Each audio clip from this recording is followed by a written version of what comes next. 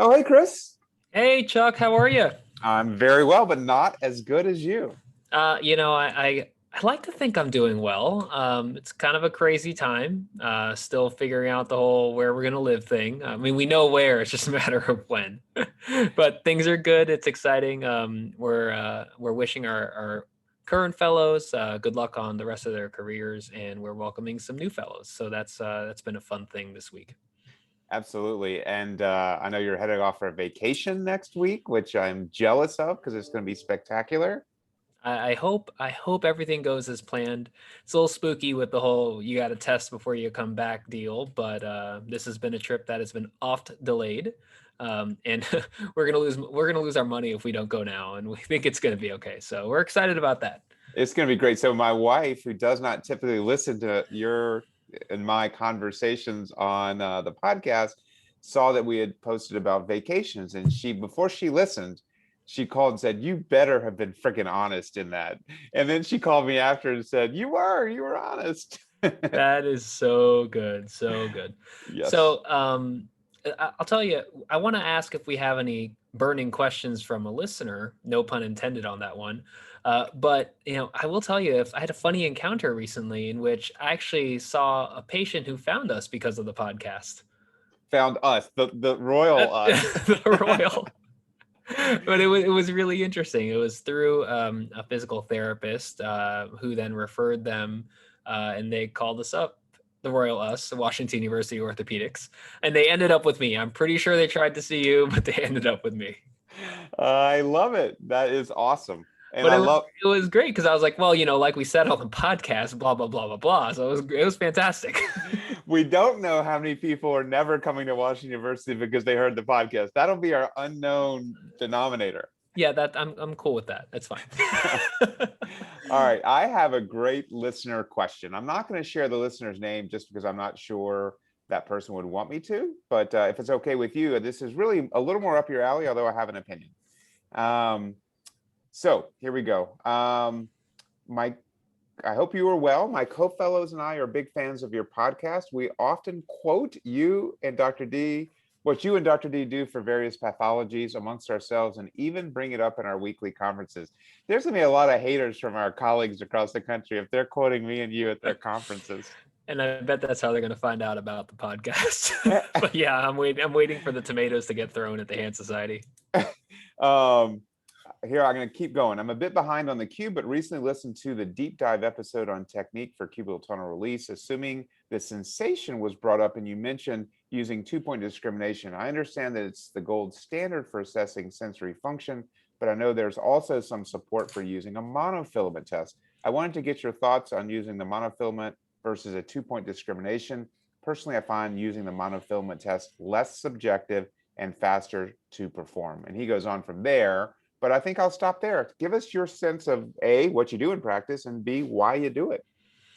Um, I think it's a great question. I think there's a lot of disagreement among the various professionals that evaluate sensibility as to what the right measure is. And it also depends on why you're assessing it. A lot of our neurosurgery colleagues and spine colleagues will just do, pinprick, because that honestly is probably the most important thing for their world. And hand therapists will do things a little bit differently than we do. I like static 2-point discrimination. A few disclosures: I was trained to do static 2-point discrimination. I do have some SEMS filaments in my office, and for some cases, when I'm trying to do a really comprehensive assessment of sensibility, like recovery after a nerve repair, and I'm trying to demonstrate the breadth of the recovery, I will ask our therapy colleagues to map that out. But I think it's easier to just carry a 2-point wheel in my pocket, and do it that way. Although there is a lot of inter and intra relator variability with a 2-point. For example, even how hard to push when you're doing a 2-point. And then also, does the patient truly understand the test? Couple biases. I mean, our literature is clearly structured to use 2-point discrimination. So if we're ever looking to publish results, that kind of thing, having 2 points in the charts are very helpful. And I think that 2 points do give you a spectrum. It's more of a continuous variable than a monofilament. Now, clearly, you can use different sizes of monofilaments and different thresholds. I just think it's a little bit easier to understand on, as a continuous variable. And a couple other thoughts about that, but I'll ask you what you think about it. Well, I use I do not use Sims-Weinstein monofilaments. I do use static 2-point discrimination, and I am kind of a nerdy hand surgeon in that regard. And do a 2-point on every patient with a nerve pathology. I know not everyone does, but I almost always do it.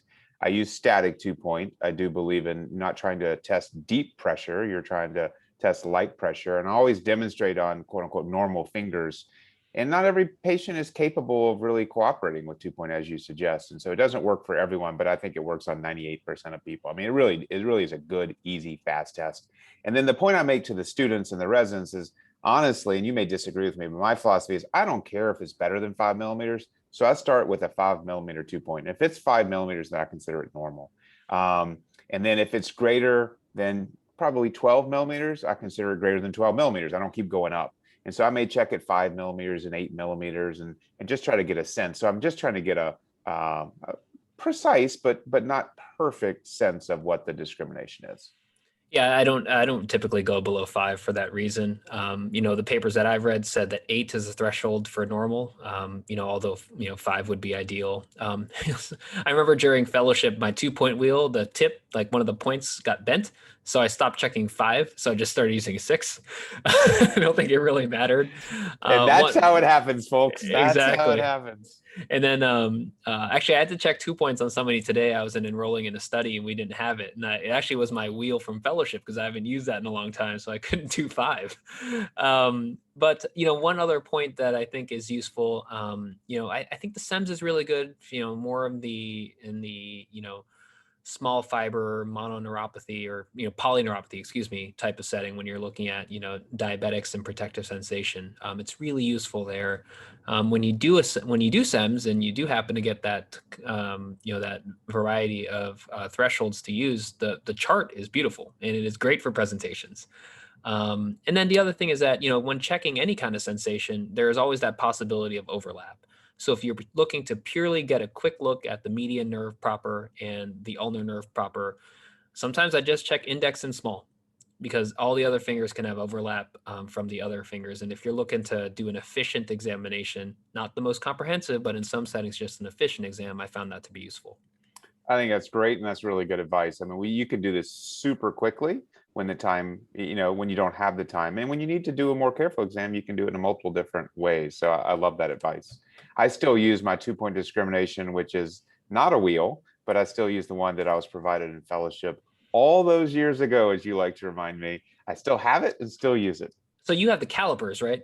I have the calipers, which because Dr. D, we are on YouTube now. I can show my calipers, which are beautiful and they are easy to use and fast, and they're 21 years old. That's fantastic. I remember trying to look for some calipers because I wanted to be like you and Dr. Calfee and Dr. Wall, who did the Mary S. Stern Hand Fellowship, and was not able to find one that was of suitable quality. And I will say there is I attended an Axygen course as a fellow, and that year the swag they gave was an amazing set of 2-point wheels, which of course showed up in my like Sunshine Act disclosure for that year because they had to charge you for it. But it's a great wheel, and it's not made by Axygen. It was just given out at the meeting, so it was pretty neat. Love it. So I had a burning question I wanted to ask you, just because right now in my practice, I have the opportunity to do a pilot where I am assigned 2 rooms on one of my outpatient surgery days. And I'm in the midst of this pilot, and the perioperative services has given me certain goals to meet, to run 2 rooms and make it worthwhile on their end.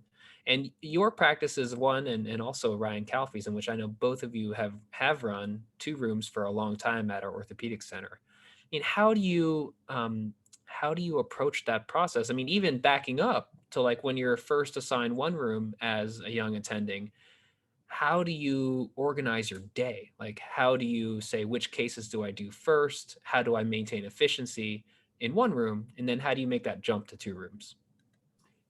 Yeah, I think it's a great question. It's a concept that I take very seriously because I take my obligations to fully utilize my room or rooms. I take it very seriously. And so I'll start by saying for those young attendings, um, you don't want two rooms.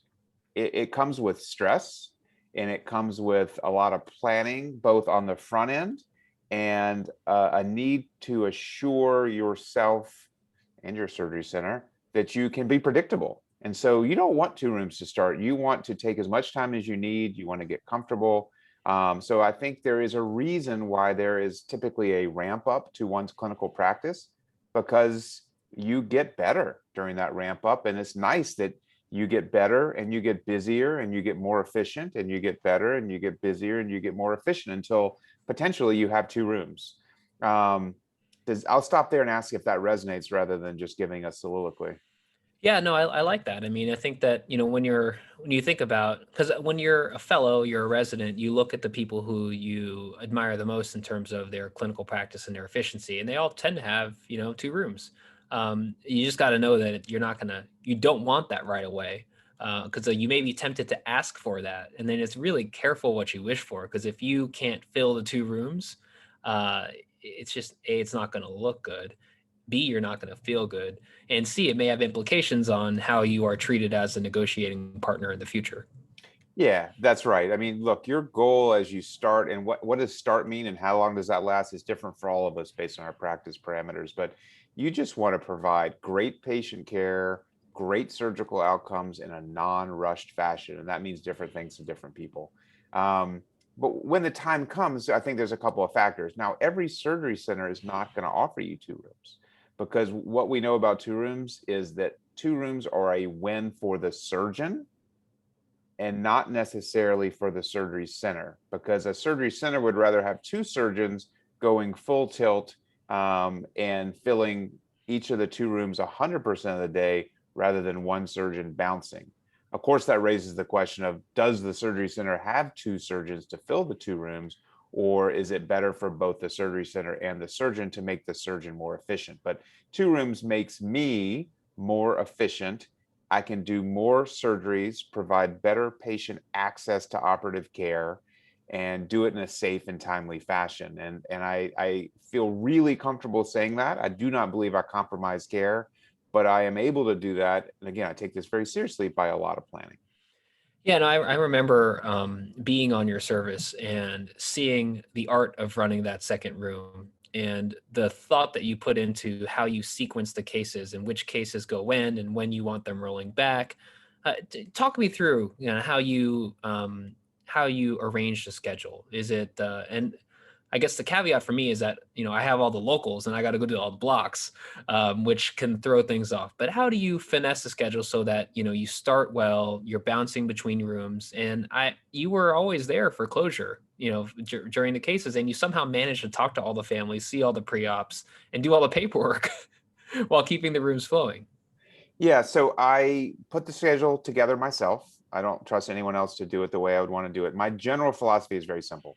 I do a few smaller cases first, and that's, the triggers, the carpals, the ganglions, the small lumps, things like that, those that are not choosing local only. Then I evolve into bigger cases, um, and I'll come back to specifics. And then now I end the day usually with a few locals, local only, that is. Um, I think you have to be careful. You don't want a little case in one room and then a big case in another room and another little case because it doesn't work. So you kind of want your size of case to be symmetrical in the rooms. And so, for example, I might do a carpal tunnel in the first room and a trigger in the second room. And then if I get bigger and do a wrist scope and ulnar shortening, I don't want to go back and do a small case because the timing of the closure and the dressings and all that stuff won't work out. And so you have to think about what I tend to do is I start the skin closure and then I scrub out if I have a trusted fellow typically or high level resident. I do the epic computer work. I walk out to the pre-op area, talk to the last patient's family, talk to the next patient, and walk directly into the second room. So in my perfect scenario, and I can, I think when you get experience with this, you can do it pretty well, is the patient comes to the second room while we are closing the first room, such that the next room is prepped and draped and ready to go as I'm walking back from the preoperative area.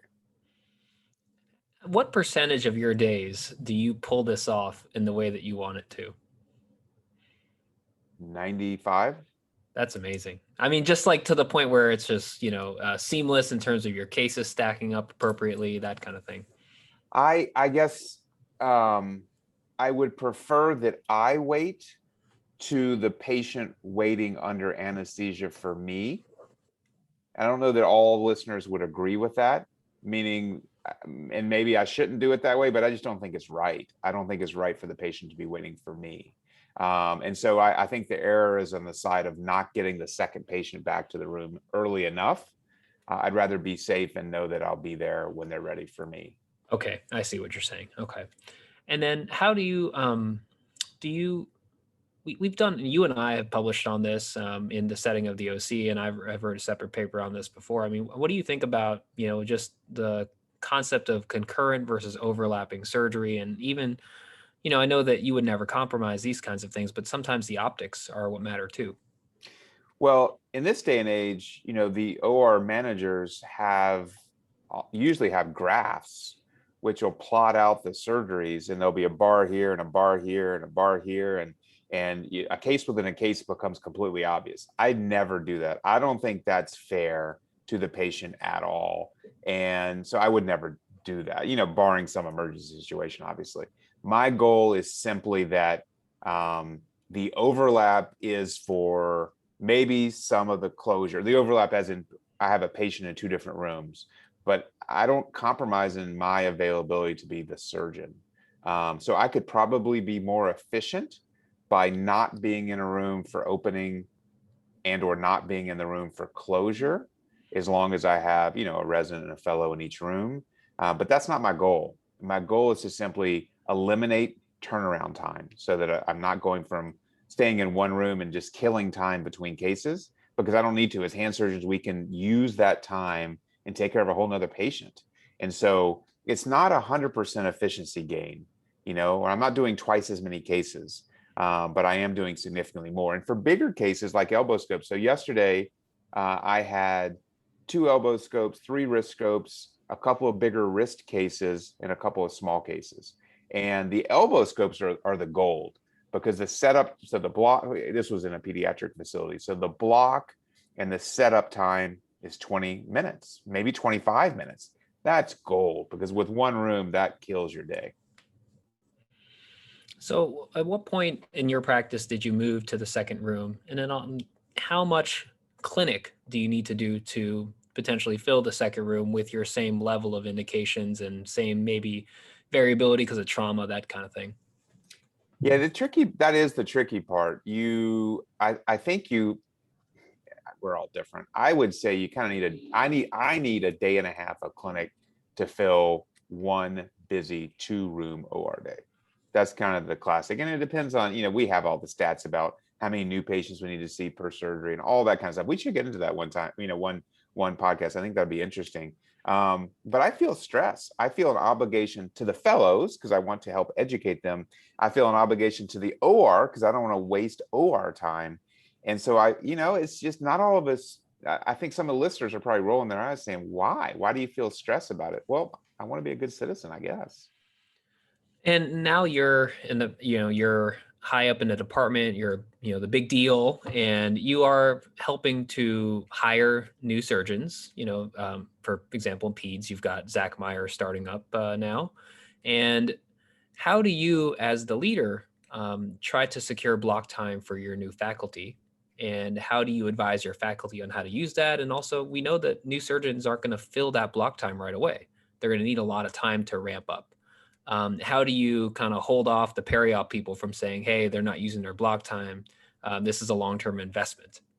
So for those of you who are about to start fellowship or senior residents, when you are looking for a job, you have to trust that the people you interview with are going to follow through on their promise to provide you block time. Because I know of several horror stories of block time that was never provided or insufficient block time. Well, that's a deal breaker, because You can't build a practice if you can't look at the patient in your office across the table from you and say, I will do your surgery next Wednesday. And if you have to say, I will figure out when to do your surgery, I'm not sure when I'm going to have time. And they're already questioning you because you're young. And if you don't have confidence in when you will take care of that patient, then that is really tough. And so you have to know that wherever you're going to work, they will follow through on and honor their promise of block time. And the other part of that is exactly what you say. The department chair and the division chief and whoever else needs to have your back, because there is a ramp up period. And the ORs know that, but if the ORs are tight, they may push you on it. And so you have to, who knows what the ramp up time is, depends again on so many variables, but you need to be given sufficient time to build your practice. And I think the one of the other pearls that I noted when I was in training was that you're very good about telling the OR exactly what equipment you need for everything that day. And I tried to do that at the very beginning. I have not been great about it recently, but have started to get back into it just because I've had to wait for equipment and nobody likes waiting and interrupting the flow. So, do you have any thoughts on how to make sure everybody on your team is ready for the OR day? Well, I'm sure you do what I do, which most of our listeners do, is I guess when you schedule a case, you fill out a form and say, I need this. For some reason, I don't ever feel great confidence that's going to happen. Part of it is maybe that the case doesn't happen for 6 weeks, or if it gets delayed or something, it may be 3 months, 4 months. So what I do religiously, and I really like this system, is I send an email 48 hours before my OR day. I have my lineup as I want it. So I construct my lineup by email, patient name, date of birth, phone number, and I'll come back to that, procedure. And then my 2 rooms are lined up. At the top of that, I list exactly what I need for special equipment. So whatever the ulnar shortening plate is, or whatever the wrist arthroscopy setup is, I list that specifically.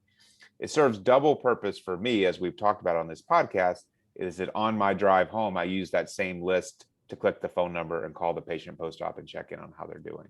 I don't know if you've done that. If you haven't, I think it's worth it. It's another time suck, but it doesn't take that long because my nurse will send me all the info and I just have to arrange it.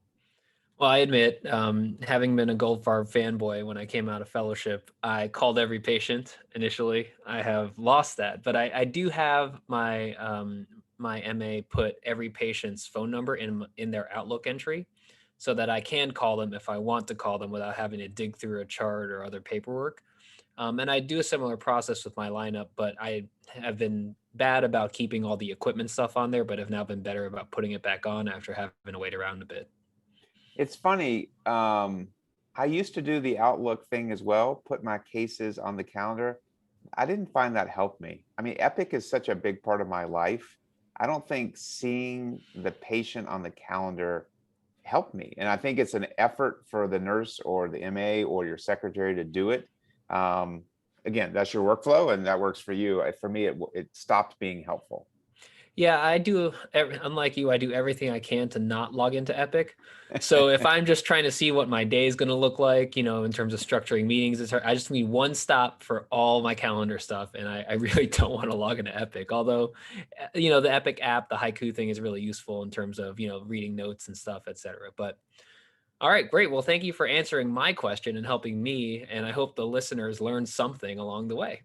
You need no help, Dr. D, but it was a fun conversation. Thank But you. I'll take all the help I can get. All right. Have a good day. All right. See you next time. Bye.